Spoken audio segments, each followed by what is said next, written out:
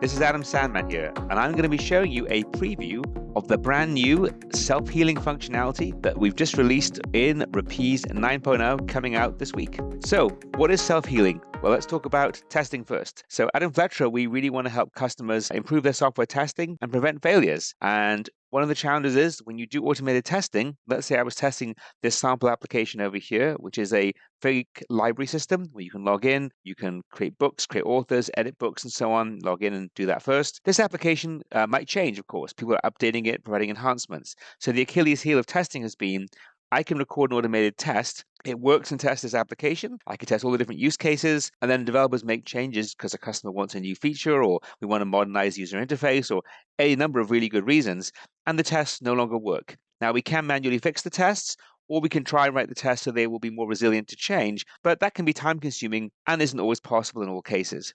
But with the power of AI, and in the Rapise 9.0 release, you can now have the AI fix the test automatically for you. And we call that self-healing. So in this example, I'm going to be showing you, we've got this original old school application here that's for managing books. This is the user interface. We've also got a brand new sexy version running in React or Angular, and I'll do the React version for you. So this is the React version over here. Again, same application.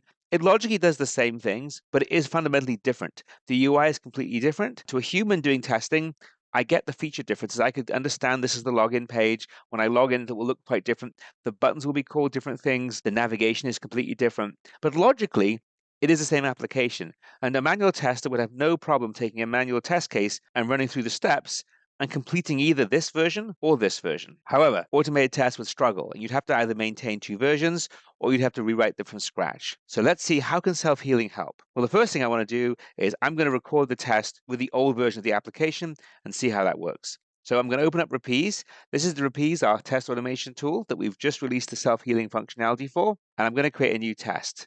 And everything I'm doing here is live. So let's go to create new test auto framework, and I'm going to call it self-healing demo, and it's a web test, and I'm going to be using it in my Chrome browser.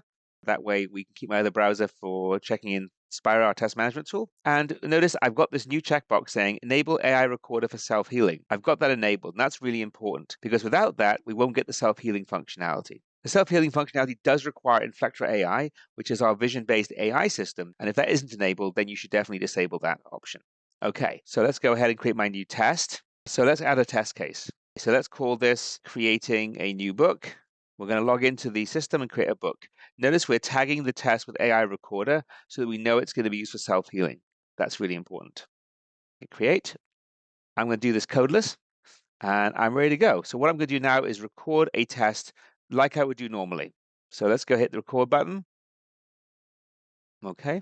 Now, because we're recording an automated test, it will pop up a brand new browser. From a security standpoint, we can't use an open running browser. Most browsers prevent that from a security standpoint. So it will open up a new browser, in this case, running in Chrome. That is the correct URL. It remembers it from the last time. And now what I'll do is I will record the test as if I was recording it normally. So hit login. I'm going to put in the login and password. Librarian, password is the same. And this is a public application that we host for testing with. So if you like what you see today, and you want to try it yourself, please feel free. Okay, logged in. Let's go to book management. Click on create new book, and I'll call it Adam's book 1. Not very original, I know, but that's okay. Hit insert, and I'm going to log out. Very simple web test. Logging in, creating some data, hit finish. And now I've got my test. Now what it's doing is as well as saving that, it is also saving the human readable metadata for how to find that. And you'll see it says they're encoding 1 out of 2, 1 out of 3, and so on. That's the process for doing the actual conversion and storing the self-healing information that goes with the test. Here we are, just finishing the encoding. Once that's done, we will have saved the automated test results and recording, and we will also have saved metadata that allows AI to understand what does this button do? What does this drop down do? What does this text box do? What's the business context? And that's the key with AI. We need to understand what is the context. So hit append to end. So now I've got a codeless automated test. If you run this on the previous version of Rapise that we had, it would look identical. But behind the scenes, we've also got stored with every single object metadata. And if you don't believe me, we can go to the object tree. We can expand the objects click on one of the objects like this link, and you will see we have the X path, which is how we find the test automatically when we run the test. And you can see a very long description that describes in text, what does this navigation element do? What is it for? How do we use it? And that's needed for AI. All right, let's prove this test works. So I'm going to hit play and OK. And that's my application. It's now running the test. You can see it runs really fast. Did that in about 14 seconds, and we have a pass, which is great, as expected. So I am a paranoid person, so I will save this to my test management tool. So I will do sync with Spira. Spira is the test management tool that connects to Rapise, and that way, if we make any changes, we can always version control them and undo the changes. So always recommend doing that. Have a test management tool linked to your test automation tool, so that way you can undo changes, share it with people, and if anything happens to your laptop, you've got a backup. Now then, what if I was to play that exact same test on the new application? So I've got the test. All I have to do is I'm going to change the first row where I say open up the URL, and I'm going to put a comment in there. And I'm going to instead call navigator, which is the command we have for opening up a web page. And I'm going to put in the URL for the other version. So I go over to my other browser over here. I'm going to put the React version in. I could do the Angular version as well. Let's go back, put in the React version right here. So this is the React version, functionally same application, completely different user interface. None of the controls are the same. Let's hit play. Okay, let's do it. And it's in this browser here. So now you can see on the bottom right, if I go over here, it is looking for the username field. Now, the first time we played this test, it could locate it really quickly because it wasn't using AI. It was simply sending the command to the browser. Now, this time, the vision interface, the AI is looking at the screenshot and interpreting from that business context, what is a username box? And it's now figuring out where is that box. So, okay, it's going to do the same thing for the password. It's figured it out, and it's then going to log in. And you'll see the red box will appear on each of the items. As the vision AI is able to identify the element that it needs, it puts a red box around it, then acts on it. Now we're looking for the link for managing the books. In the old version of the app, it's called Book Management in the navigation. In this one, it's just called Books, and it's a very different navigation. Let's see. So it should be able to find it. It just did. And now it needs to create a book. So it's going to look for hopefully the Create New Book link or button, and it's going to, again, use the AI to do that. It found it. Great. And now it's going to enter the book name. Yep, found the book name, puts the name in, and then it's going to save it. Now, each of these steps is taking quite a bit longer because each time it's opening up a screenshot of the page, it takes the business context. In this case, I'm looking for the name of a book, I'm looking for the save button, I'm looking how to create the book, whatever it is that it's looking to do, and it has to interpret that image, which takes longer. It's reasoning. The first time around, it's just blindly clicking based on what it knows works. So that's the difference between deterministic testing and non-deterministic. It's using AI to look at the page and interpret in real time. Log out. Okay, it's done, and it passed. So this time it passed the test, but instead of taking about 15 seconds, it's taking considerably longer. It's taken 130 seconds. So instead of 15 seconds, 130 seconds. Now, that's still valid. It did pass the test. Now, but there's two problems, right? One is it's relatively slow. The second thing is we are using AI to do this, which is going to be slower and more expensive potentially.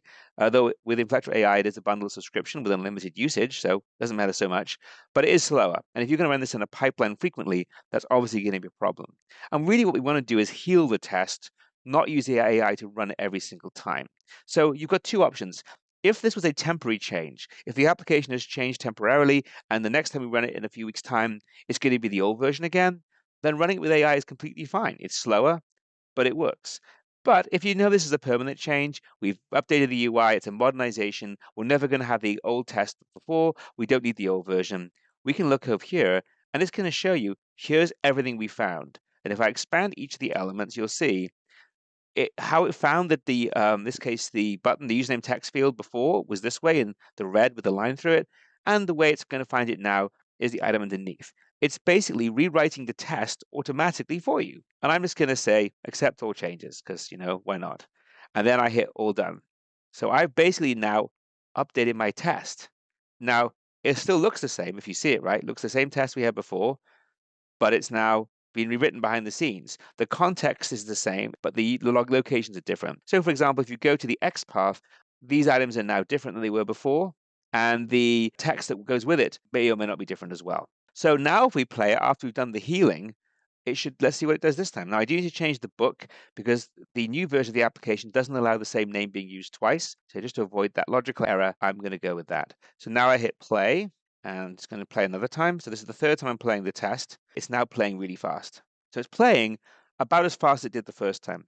The application is slightly different, so it won't be exactly the same speed, but it'll be faster.